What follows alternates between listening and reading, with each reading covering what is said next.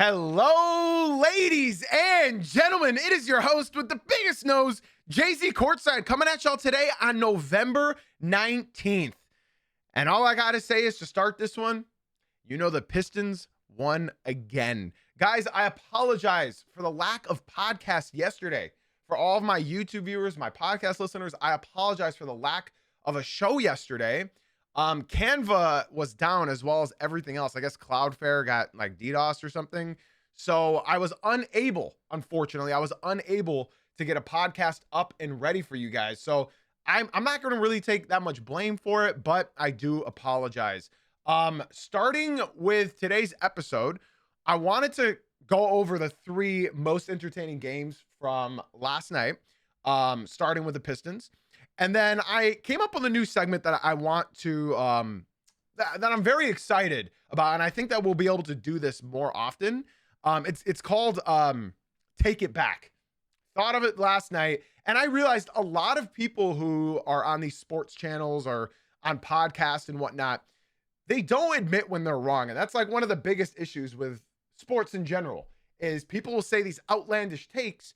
And when they're proven wrong, they say, well, they didn't see that coming. Yeah, right. And that's it. They don't take blame for their actions and their words. So I'm going to actually hold myself accountable for my correct takes and my wrong takes. So that will be the last segment of today's episode. But like I said, I want to start today with talking about the best games from last night.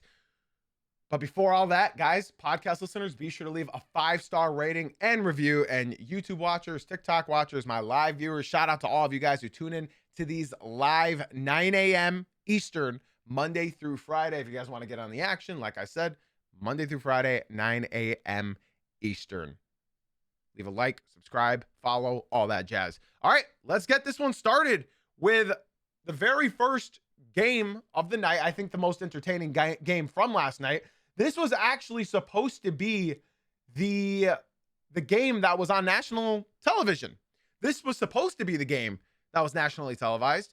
But when Trae Young got hurt a couple of weeks ago, the NBA decided to flex the Grizzlies and Spurs game onto Peacock and NBC. Now, I know they regret that heavily. It was a semi-entertaining game between the Grizzlies and Spurs, but obviously people want to watch Wembanyama. He's out. People want to watch John Morant. I don't know why. But yeah, the Pistons now, I'm sure they regret it. The Pistons now move on to 13-2 and lead not only the Central Division, but the Eastern Conference with a number 1 seed. I just want to talk about what we're seeing from this Detroit team. This is the first time since the 2007-2008 season where the Pistons have won 11 games in a row, okay? Not just that, this is the best start the Pistons have ever had since 2005, okay? I'm not done yet. The longest winning streak ever in franchise history for the Detroit Pistons is 13 games. They managed to do that twice in the franchise since it was created. Since they were the Fort Wayne Pistons, the longest winning streak they've ever had is 13 in a row. Okay. And now the Pistons have won 11 and they've started the season like this. You can't tell me that 2 years ago, when they dropped 28 games in a row and broke the all-time losing streak in NBA history, that anybody would have predicted this 2 years later. The Pistons have Milwaukee next on Saturday. They got a long break, which is great.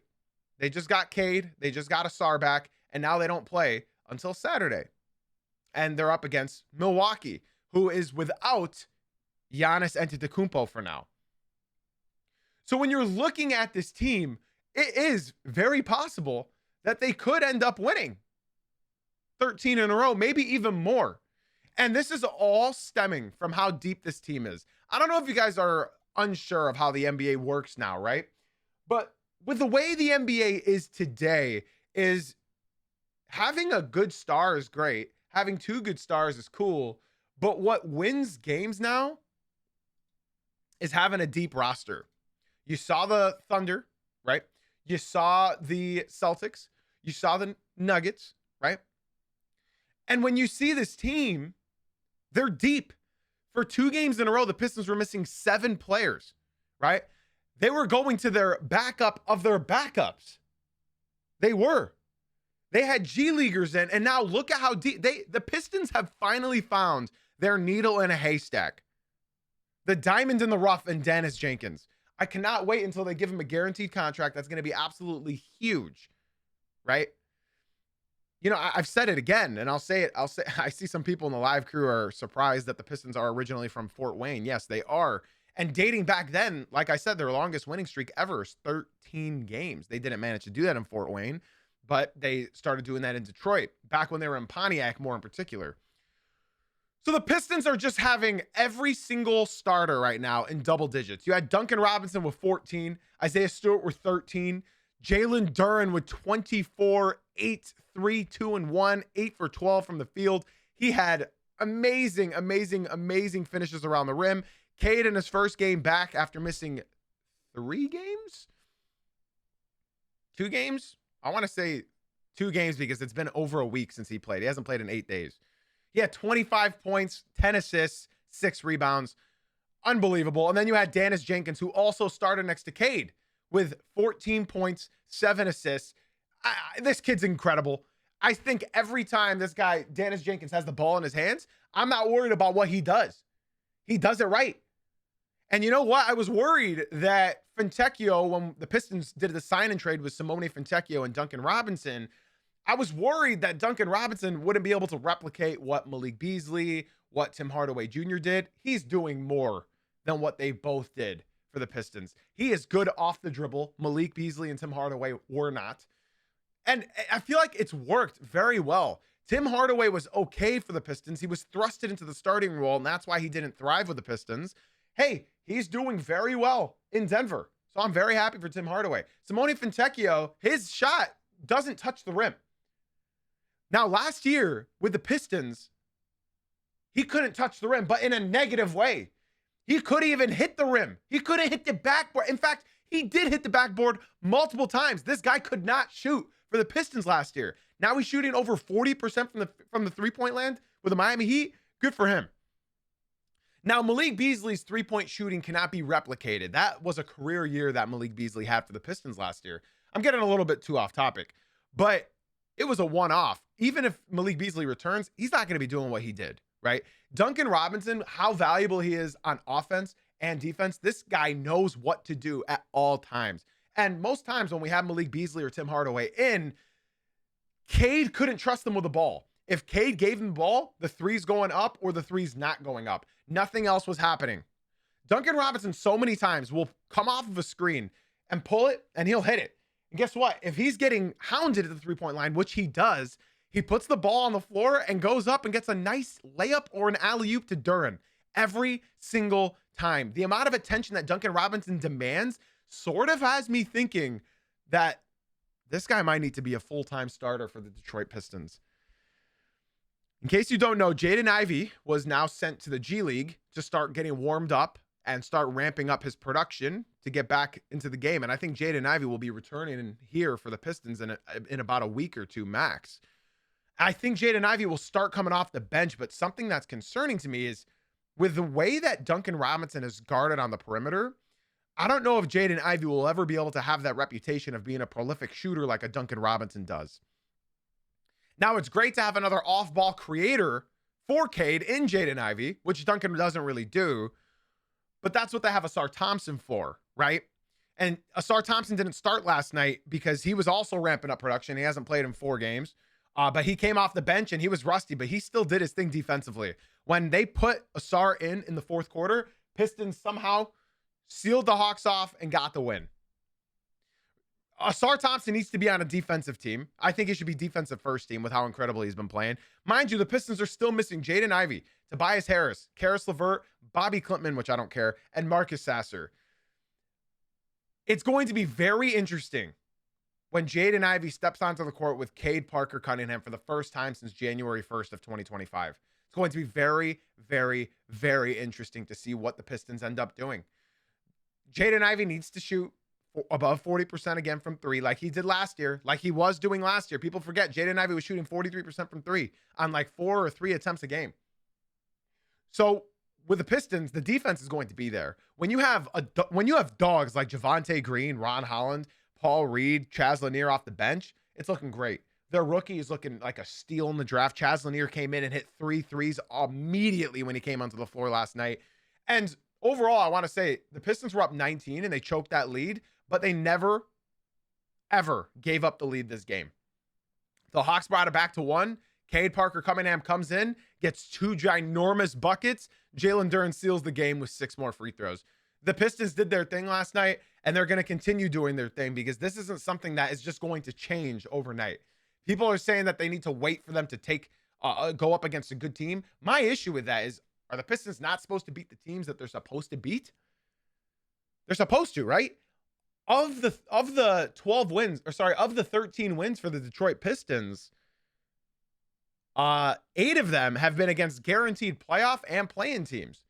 I'd say that's pretty good. Now, they haven't gone up against like a Lakers or a Thunder yet, and when they do, I'm very excited for that. They got some tough games coming up. We got the Knicks, the Heat, so they'll be challenged, and I think they're going to live up to that challenge. The Pistons are still missing players, and I think when they get Jaden Ivey back, it's gonna be huge. It's going to be absolutely huge. I also want to give a minor shout out. Live Crew is reminding me to the Atlanta Hawks. They are surprising me. They're listen, I was not that high on Jalen Johnson at the beginning of the year, but he's showing me why I need to be. He's damn near putting up a triple-double, right? Again, 25 points, 8 rebounds, 9 assists. He's looking incredible. Dyson Daniels had the Pistons sort of lockdown at the start of this game, getting steal after steal after steal. He had 3 steals in the first quarter. Didn't get another one for the rest of the game. Nickeil Alexander-Walker, I wanted him in Detroit. I wanted him. You guys might remember me talking about Nickeil Alexander-Walker. Hawks got him. My Lord, he is doing everything that I predicted. He had 24 points, 3 rebounds, 3 assists, and he keeps doing it. And a guy that I will say is surprising the hell out of me, and I'm sure surprising the hell out of all of y'all, is Onyeka Okongwu. This guy is a dog, man. He stretches the floor. He can get whatever he wants offensively. He is a great player. What I will say is the Hawks' issue right now. Now, hear me out, y'all. Jalen Duren was bullying this entire team. If you guys watched this game, you would know. Mohamed Gay came in and got 7 offensive rebounds for the Atlanta Hawks. That was huge. That kept them in the game. They missed. Mohamed Gay was right there to grab it. Now, something I'll say about Jalen Duren, this guy is that strong. This guy is that large of a man. He was bullying Jalen Johnson, bullying Onyeka Okongwu. I don't know. He could have had 100 free throws last night. The refs weren't giving it to him. They were pulling his arms down every single play, and they still couldn't stop him. So now I ask y'all this question, and I want you to truly think about it. Don't just answer me because it sounds ludicrous immediately. We're going to move on to our next team. But real quick, don't just write this question off because it sounds insane. But is Jalen Duren a top 5 center in the NBA right now? If he keeps up this trajectory right now, is Jalen Duren a top 5 center in the NBA right now? Let's just, like I said, don't overreact with that question. Let's just think very briefly. In no order, you have Nikola Jokic. You have Victor Wembanyama. You have Alperen Şengün. And then I think it's between Karl Anthony Towns and Jalen Duren. And then I think Bam is right there. So if you want to move Bam and Cat, that's fine. But I think no matter what, I think that's your top 5. I think Duren's in there. I think Jalen Duren is a top 5 center in the NBA right now. I see some angry Miami fans coming at me right now saying, dog, come on, Cat over Bam. Me personally, if I'm building a team, I'm going Cat. And if you're mad at that, you're mad at that. But this is all opinion based. I genuinely believe, is the TikTok stream lagging, y'all? Or are we good? Can y'all let me know? Thank you, live crew. So that's why I believe Jalen Duren is a top 5 center in the NBA right now. I mean, even the TikTok agrees. Jalen's averaging all-star numbers while helping lead one of the best teams. I mean, they have the best. This is the best 1-2 man connection in the NBA right now. I don't think there's another 1-2 punch better than this in the NBA right now. Correct me if I'm wrong. I think Cade and Duren are literally the best 1-2 punch in the NBA right now, and I think they're only going to improve. If you're watching on TikTok, be sure to drop a bunch of likes. If you're on YouTube, drop some likes. It's not like freezing or anything, Josh, just making sure. I just want to say, again, this is my last time I'll be saying this about the Detroit Pistons, right? Guys, 2 years ago, we lost 28 games in a row. It was an all-time losing streak in NBA history. All-time losing streak. They are now 13-2, and they've won 11 straight. The longest streak ever for the Detroit Pistons is 13. And they're 2 games away from that. They play Saturday against Milwaukee, and Milwaukee is without Giannis. And I don't think Miles Turner is going to score 140 points for the Milwaukee Bucks. Now, I don't care about all the Knicks fans telling me not to enjoy these wins. They're telling me they're not good. We eliminated them last year in the first round. Listen, man, I've been a Pistons fan my entire life. And since my brain has actually developed to understand what's going on in this world, I have never been able to look at a Detroit Pistons team quite competent like this one. So I'm going to continue enjoying this. TikTok said Cavs own y'all. I can't hear you from that low in the standings. Sorry. All right, guys. On that note, I think it's time to move on to our next game of the night. I do want to point one thing out, though. I saw the live crew in the Twitch stream. My homie Beezy said Pistons are going to be super salty. They didn't extend Duren the summer. No, they're not going to be salty. Apparently, Duren's camp and his agent, they wanted a minimum $32 million a year. That's damn near the max extension that he could have got. So Jalen Duren honestly did himself a favor by betting on himself. But on top of that, Jalen Duren is going to get a max contract. At this point, he's going to get a max. I see TikTok saying that the Cavs are 1 game behind while being injured. You do not know basketball. You guys are actually 3 games back of the Pistons. On top of that, the Pistons have been missing 7 players every game, 5 of which were their starters. In 2 games, they missed their entire starting lineup. You guys are 3 games behind the Detroit Pistons. I am done with this topic. Let's move on to the Los Angeles Lakers defeating the Utah Jazz last night. Well, this one was interesting. I didn't stay up for the entire game. I fell asleep at halftime. But I kind of want to say something. Let's look at the Lakers stats. And I want to show you something very, very important here, right? They're 27th in rebounding. Not good. They're 29th in blocks. We knew that. Not good. 30th in field goals attempted. Not good. First in field goal percentage. Great. 28th in three-pointers made, 27th in three-pointers attempted, and 23rd in three-point percentage. Now, this is all going to change. Because I'll tell y'all what. In the first half, the Lakers were sort of just, it looked like a preseason game. For the Los Angeles Lakers. It looked like they were just trying to learn, how does this offense work with LeBron? And my God, after watching the condensed version of the second half this morning, oh man, does it look good. I know it's just 1 game, but LeBron playing off ball could be truly what this team needs. 11 points, 12 assists, 1 steal, 4 for 7 from the field, 2 for 3 from the 3. People are saying, LeBron can't play off the ball. LeBron is a ball dominant player. LeBron needs the ball in his hands. He's not going to succumb to being the third option. Y'all realize this man is turning 41 next month, right? He's turning 41, right? He's been trying to play off ball for the last 10 years. Thank you, Twitch chat. This is what he wants. LeBron hasn't wanted the ball to be in his hands for the last 10 years. He wanted a number 1. Number 2 was fine, but he's okay with being the number 2, number 3 on any given night. If you're going to let Luka Doncic go for 37, I don't know if you guys saw, but they were triple teaming LeBron in the paint, in the post. He was on the high elbow of the paint, and they were double teaming and triple teaming him. Bro. You are leaving It's sort of like the Houston Rockets. Let's think about this real quick. When teams double Kevin Durant, Alperen Sengun's open. When teams double Alperen Sengun, they're leaving Kevin Durant open. This is such fun basketball. Because if you're forced to just pick your poison, what are you going to do? LeBron James is about to be 41 next month. And if he continues to play off ball like this and allow Austin Reeves, Luka Doncic, and DeAndre Ayton go for 20 minimum, are you kidding me? I had the Lakers.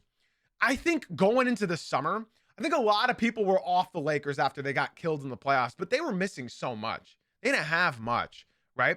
So now I want to say this. Right before the season started, you guys can look back at old podcasts and prove my point correct. I said the Lakers are a bit underrated now.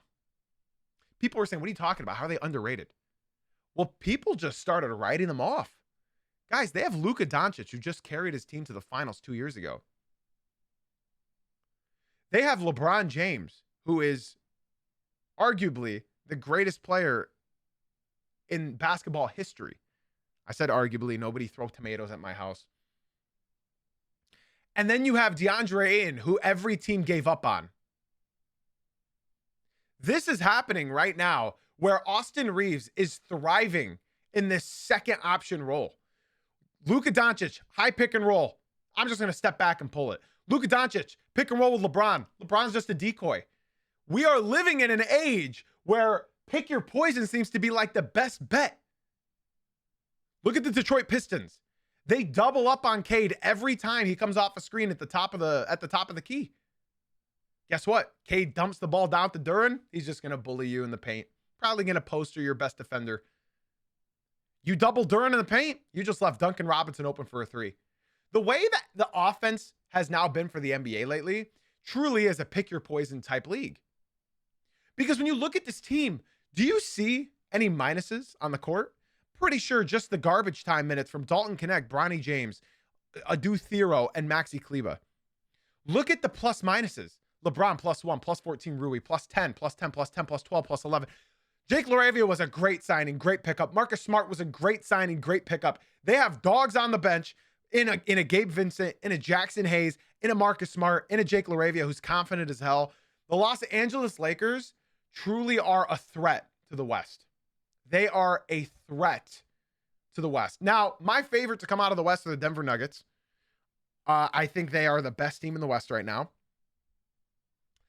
I think they were 2 injuries away from beating the Oklahoma City Thunder last year in 7 games. If Aaron Gordon wasn't injured and Michael Porter Jr. wasn't injured, I think we all can agree that the Denver Nuggets would have went to the finals, but that didn't happen. Now, Rui, I agree with the Twitch chat right now. Rui Hachimura has been playing incredible. He's been shooting over 50% from the field. It seemed like last night he didn't really know what he wanted. He didn't really know his role. He'll get used to it because Rui's a great player. He'll adapt. Now, I don't want people to think that Lakers fans are doing laps right now, celebrating that they beat the Jazz. The Jazz have the worst defense in the league. They're giving up 140 to some of the worst teams in the NBA. The Lakers fans are not running in circles about beating the Jazz by any means. What they are doing is they got LeBron James back. Now it's time to get this team to click. They got a great head coach in JJ Redick. This is the time where the Lakers are going to start playing together and learning each other. And this is how it's going to look for the rest of the year. Now, I want to give another shout out to the Utah Jazz, man. This team has looked so much fun. I don't know about y'all, bro, but the Utah Jazz are like guaranteed watches for me every night. And if you're a casual, I highly recommend, if you want just pure offense, turn on a Utah Jazz game. Because Lauri Markkanen in his last 10 games is averaging 38 points per game. Lauri Markkanen, you are a Detroit Piston. Keontae George hit 3 threes in a row in the second quarter. He had 34 points. Keontae George is having a huge second-year leap. Ace Bailey, 13 points. He didn't have a great first half, but he played better in the second. This team is a lot of fun to watch. You should definitely watch the Utah Jazz. They are a lot of fun to watch. Offensively, they're great. Lauri Markkanen, you are a Detroit Piston. Lakers, man. Lakers. I'm not missing a game for a long time. I don't think the Lakers play until Sunday. So the schedules are a bit weird right now in the NBA. So the Pistons had just played 3 games in 4 nights, and then they just came back to a back-to-back where they played in Detroit and then landed in Atlanta at 4 a.m.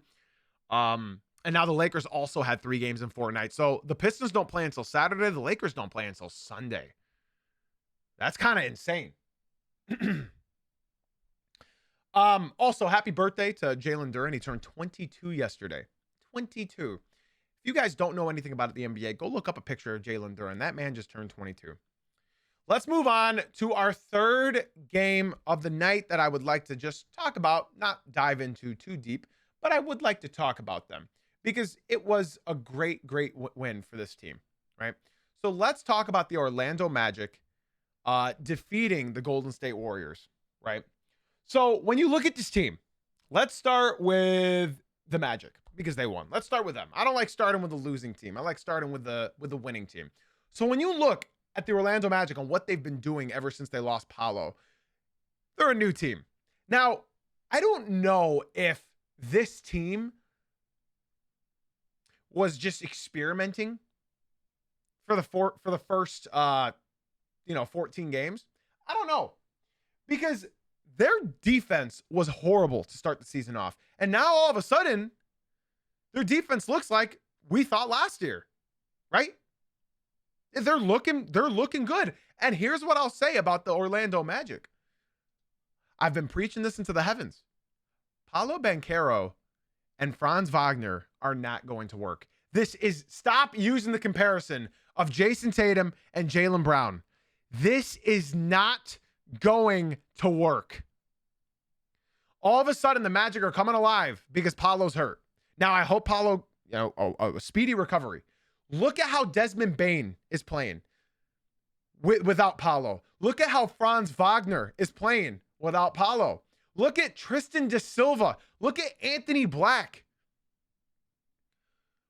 I said it last year. When Paolo went out, the Magic were winning more. And now I'm saying it this year as well.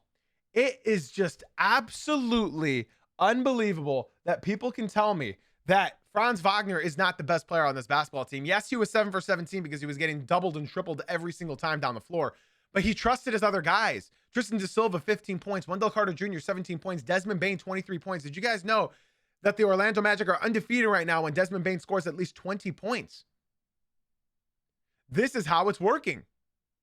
They're missing Mo Wagner. They're missing Paolo, which I think is, in my opinion, Franz did have a poor game. He did, but his other teammates stepped up. Franz doesn't need to lead this team in scoring every single night. That's why they went out and got Desmond Bane.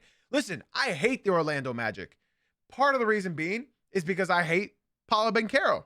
I respect him. I respect how good the Magic look right now. But in my opinion, remember, this is all opinion. You can disagree with me. When Paolo is on the floor, what does he do? He needs the ball, correct? On offense, Paolo Banchero needs the ball. Now, what is Paolo's go-to move? If you need a bucket from Paolo Banchero, what is his go-to move? He's a young player. He's probably still trying to develop that. He doesn't have a go-to move that is reliable, and nobody on this team truly has one. Paolo Banchero does one of 3 things.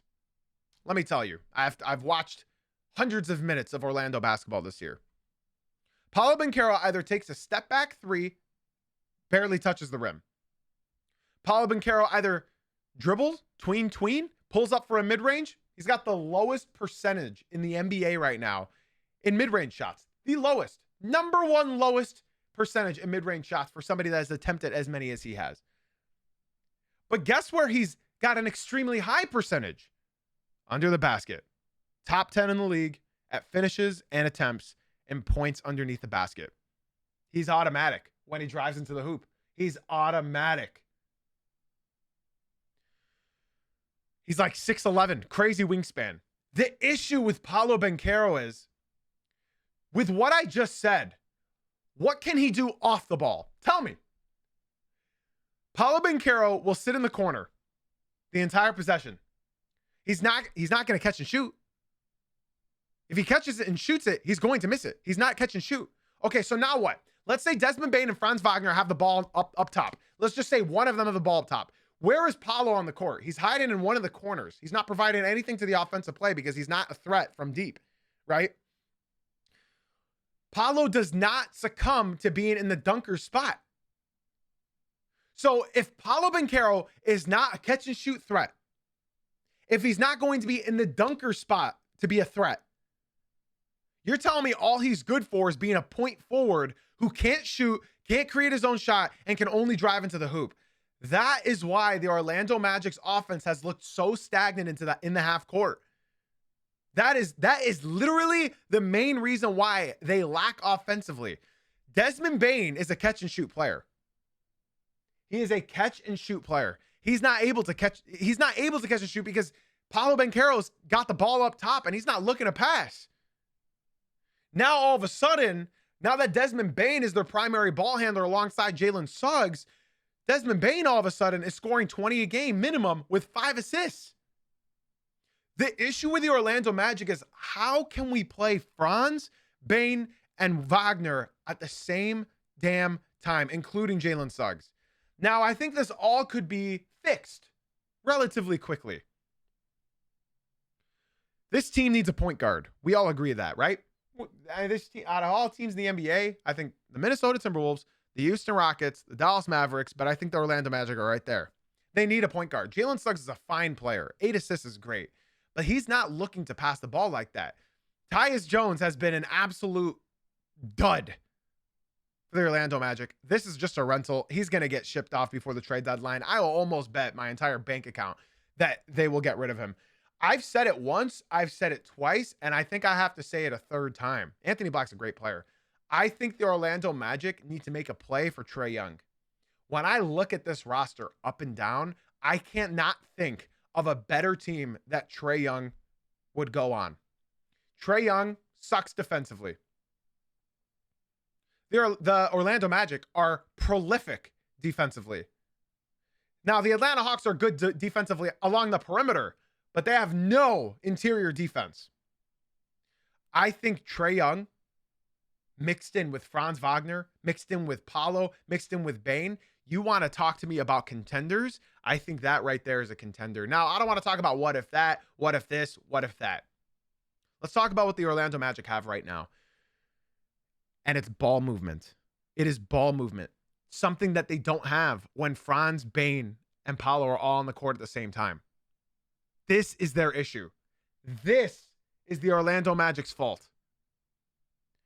Paolo cannot play off ball. Franz can, Paolo cannot. And now they're stuck in between doing the classic basketball play that never leads to success. Franz, your turn. Paolo, your turn. Bane, your turn.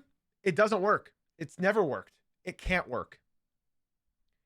Every team needs a 1-2 punch. The Celtics won because they had the 1-2 punch between Jaylen Brown and Jason Tatum. They feed off of each other. I do not like when people compare Franz Wagner and Paolo Banchero to Jaylen Brown and Jason Tatum. Jaylen Brown and Jason Tatum are both shot creators. Guess what? They are both catch and shoot players. Franz Wagner and Paolo Banchero, they are not both on either avenue. This offense cannot work. We saw it with the Clippers with Paul George and Kawhi, right? You see it now with James Harden and Kawhi. You saw it with let's think of another team that has 2 offensive stars. You saw it with the Nets with Harden, Durant, and Kyrie. It just does not work. And I think something needs to change. I think Paolo and Franz need to be pushed a little bit more. You can't trade one of them. You cannot trade one of them. That's not what I'm saying. You need to figure this out. If you are the team that trades a Franz Wagner and a Paolo Banchero, you're going to be in trouble. Now, I wanted to talk about the Warriors just briefly because I have another segment at the end of today's episode. But I think I'm going to save this for later. I'll just say Jimmy Butler and Steph Curry both dropping 30 points and you're still losing to the Orlando Magic speaks volumes.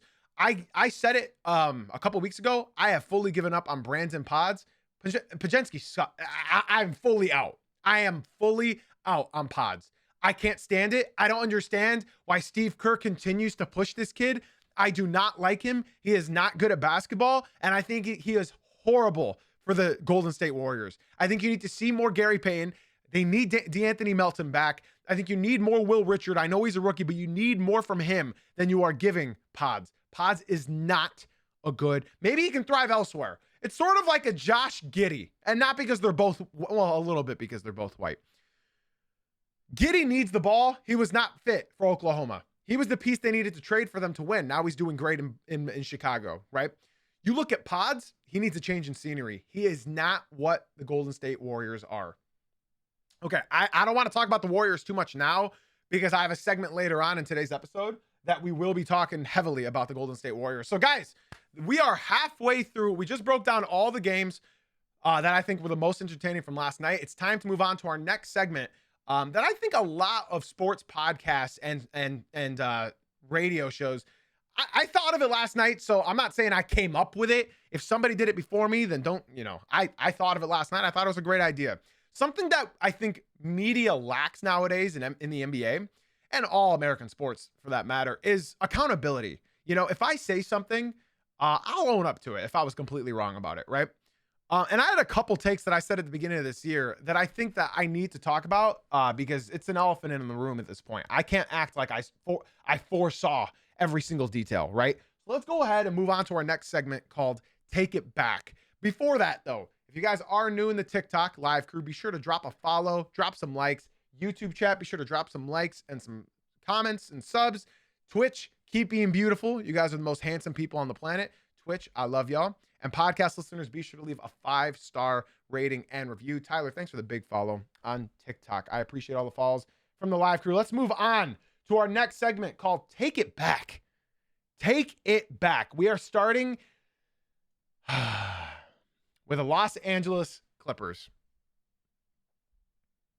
Wow, was I wrong? Was I wrong about this team, man? I said it before this year. I said the Los Angeles Clippers will be a playoff team. They won't miss the playoffs. I said that.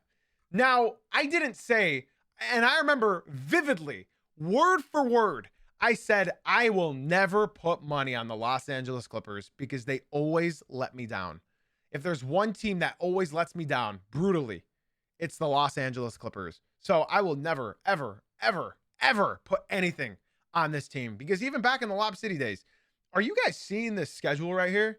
That's 1, 2, 3, 4, 5, 6, 7, 8, 9. They have lost 8 out of their last 9 games. Listen, I know I said don't put money on them. I wasn't expecting them to be this bad. The unction. 25th in points scored, 25th in rebounding, 28th in assists, 10th in blocks, 24th in field goal percentage, 29th in field goals attempted. This team, I can't believe I'm saying this in the big 2025, but my Lord, Harden needs help. Now, I see people on TikTok saying, well, half the team is injured. What do you expect? Well, I have sorry news for you, my friend. There's a lot of teams that are injured right now. A lot of them. The Pistons were missing their whole starting lineup for 2 games. The Pistons are still missing 5 players. And they're still on they're on an 11-game winning streak. But the Los Angeles Clippers right now, this roster is not it. It's not it. In case you don't know, the Los Angeles Clippers are not just the oldest team in the NBA right now. Yeah, the Miami Heat are missing 2 of their best players, literally. In case you don't know, the Los Angeles Clippers are not just the oldest team in the NBA right now. What if I told you they are the oldest team in NBA history? In history. That's right. They have an average age of 36 years old. Now, I know that might sound like it's not that believable, but it is. The Los Angeles Clippers are not just losing these games, man. They are getting embarrassed in most of them. Nothing looks good. And now I think they're missing Derek Jones Jr. as well, which is not going to help. So Bradley Beal's out for the season. Hoorah! I mean, he wasn't doing anything anyways. Kawhi Leonard is still out. Derrick Jones Jr. is out. So when you look up and down this roster, I said there's one player I think that gets a lot of credit for being a good shooter, right? And he's one of arguably the worst shooters in the NBA. And that guy is Bogdan Bogdanovic. I've talked about this guy more times than I can count.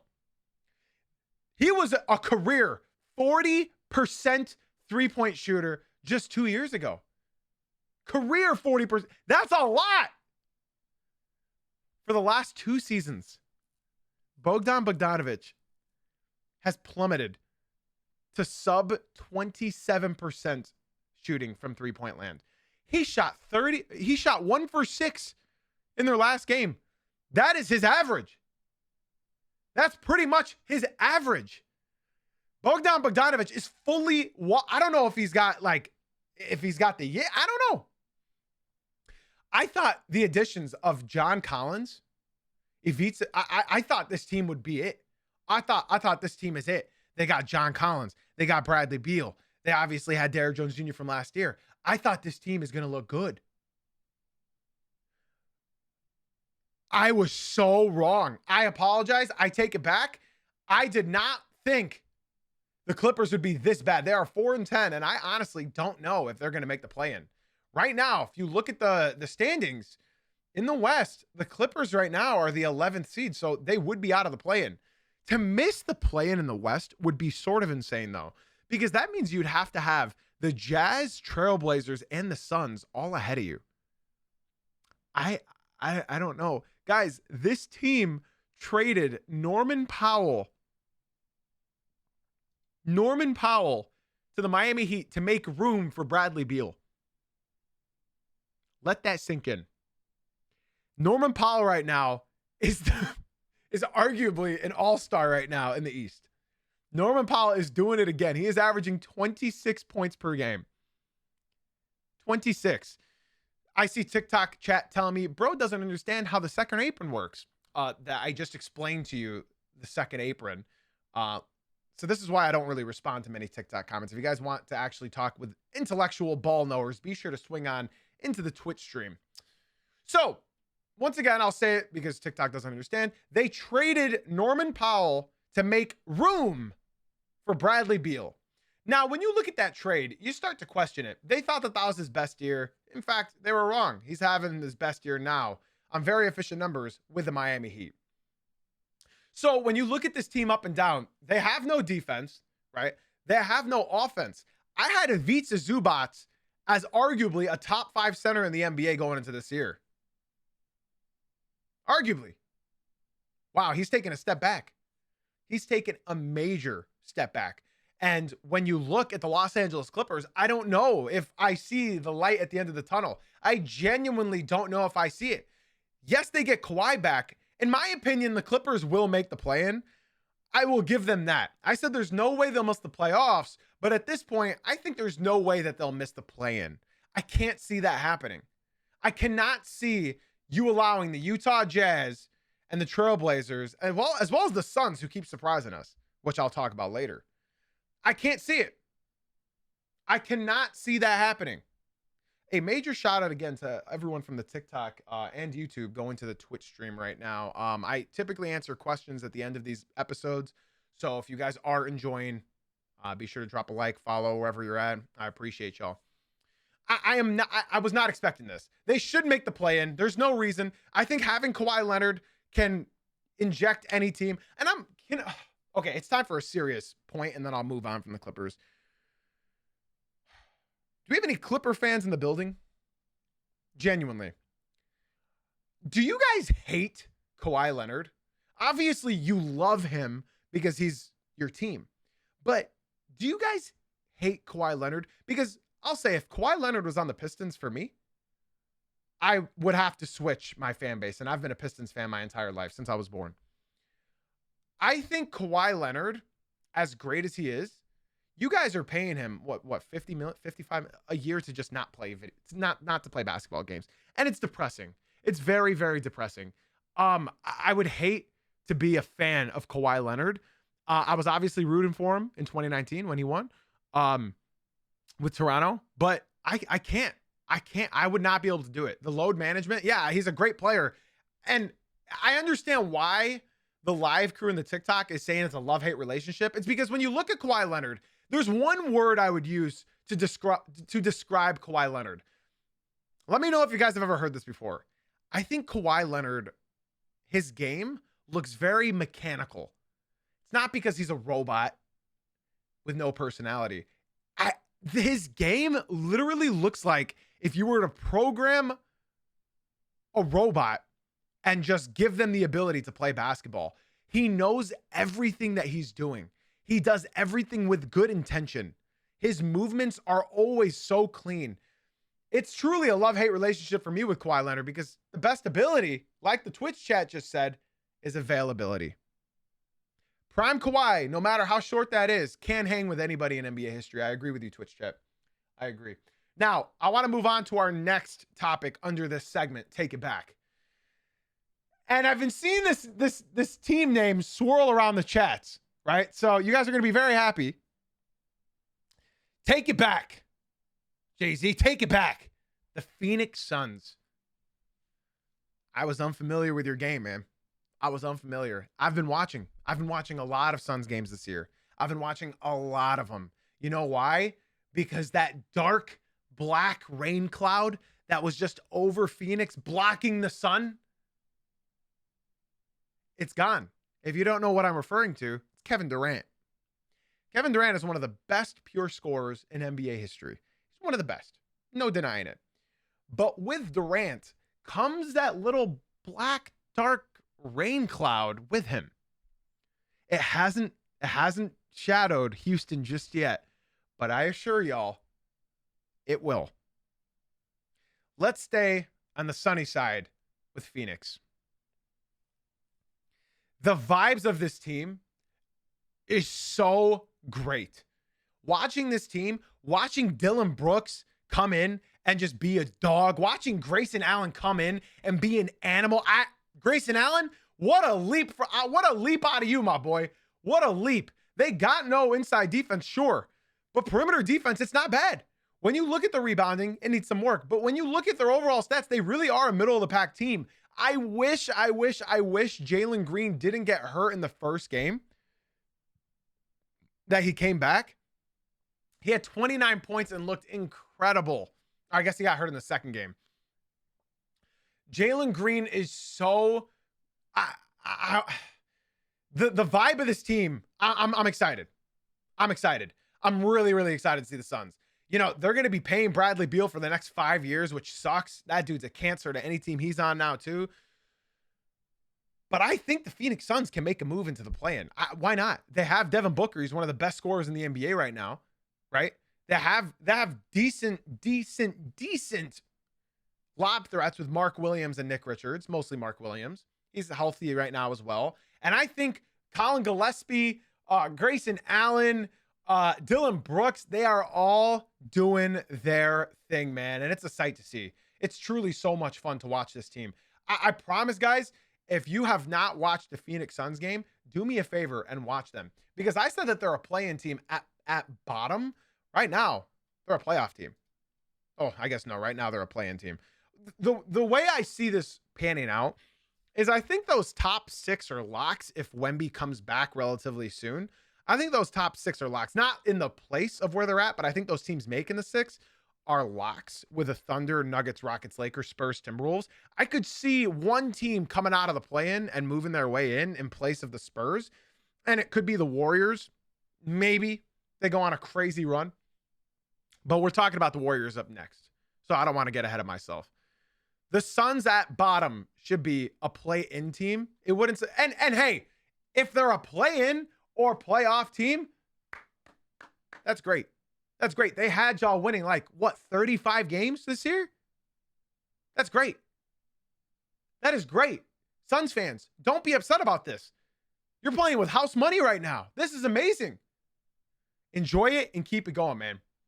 Enjoy this. Their over-under was 30.5. Are you serious? Whatever their over-under was, I know it was in the 30s. So they're already on pace to crush that. So good for them. Good for them. Guys, I do want to give y'all one reminder, people are saying talk a little bit about the Bulls, talk about the Pistons, talk about Jaylen Brown. I see a lot of that chat swirling around right now. Guys, we start these live shows at 9 a.m. Eastern sharp.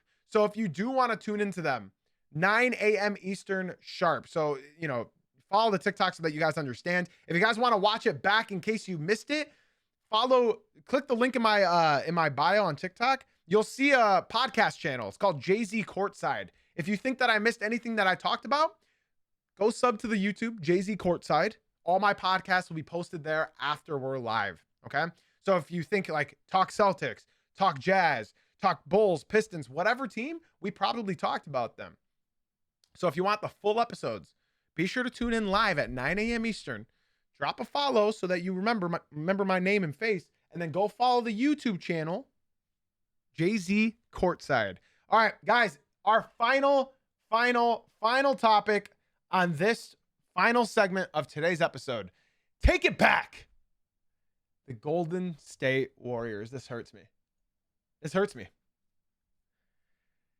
I think it was week 1. I said the Golden State Warriors are championship contenders. I take it back. Not with this roster. Absolutely not with this roster. I'm sorry, but you're playing pods 27 minutes against the Orlando Magic? Al Horford at 39 years old is playing 27 minutes off the bench? The Golden State Warriors, I have to take it back. With this current roster, I can't see them making any moves. I cannot see it. I can't. They're old. This team is old. They are 21st in points, 23rd in rebounding, 21st in blocks, 25th in field goals made, 26th in field goals attempted. It's not looking good, man. It's not looking good. It might be over. If they can't make a trade, which they won't. In case you guys don't know, the Golden State Warriors have lined up every single one of their contracts to expire in the year of 2027. They're not going to pick up a contract. I don't know if Sabonis could save this team. The Kings are about to have a fire sale. Does Sabonis fit the mold of this team? They need rebounding. He would help. He swallows rebounding. I think Sabonis would help. Yes, it depends on when his contract would end, because the Golden State Warriors do not want to invest beyond 2027. I think last year people wanted Lauri Markkanen to join the Golden State Warriors. They had it completely flip-flopped. I think Lauri Markkanen is perfect for one team in the NBA, and that's the Detroit Pistons. I think that Domantas Sabonis fits one team in the NBA as well, and I think that's the Golden State Warriors. I don't know. This is not going to work, though. This is not going to work. With this current roster construction, this, I assure you, is not going to work. They are 9-7 right now. They're in the play-in. It's not looking good. If you're losing games where Curry is dropping 34 and Jimmy Butler is dropping 33, it's not looking good. So I have to take it back. I don't see the Golden State Warriors being championship contenders. My apologies. I have to take it back. That's on me. I was wrong. So, guys, that is going to be today's episode. I gotta say, if you guys enjoyed, again, be sure to drop likes, follow on whatever platform you're watching. TikTok, we are predominantly streaming on Twitch. So be sure, if you guys do enjoy, drop a follow on TikTok. We do these live Monday through Friday at 9 a.m. Eastern. People are telling me talk about the Lakers, talk about this. We already talked about them. If you guys want to watch the full replay, subscribe to the YouTube channel, Jay-Z Courtside. The link is in the bio. Again, that's Jay-Z Courtside. The link is in the bio. Podcast listeners, be sure to leave a 5-star rating and review. I got to say, I appreciate everybody for tuning in live. We had a bunch of people over there on the YouTube and TikTok tune in live. So shout out to all of you. Shout out to all my beautiful individuals in the Twitch stream. You guys mean the most to me. I got nothing left to say except for be sure to follow, subscribe, 5-star rating, 5-star review. Be sure to... Oh, I almost just spilled my coffee. Holy moly. My apologies. It didn't spill. I caught it. Thank you for being here. Thank you for being you. And as always, guys, Thanks for watching / listening. We will be back tomorrow morning at 9 a.m. Eastern live. So be sure to tune in. All right. The only platform we're about to end now is the TikTok. So TikTok, I want to say I appreciate everybody for watching and listening. Again, be sure to drop a follow TikTok. And we're still live on Twitch. All right, guys. I want to give special shout outs to people who left the TikTok and came through the Twitch. Mad Dog, John, and MJ. Thank you guys for leaving the TikTok and coming through to the Twitch stream. Yes, Shah, join the Discord. Join the Discord. Join the Twitch stream. All my links will be down here. I already talked about Bron's return. So be here at 9 a.m. Eastern. Love y'all, man. Shout out TikTok. Be sure to drop a follow TikTok. Like I said, we're live Monday through Friday, 9 a.m. Eastern. TikTok, have a blessed day. We are still live on Twitch. Appreciate all y'all, man. Have a blessed day.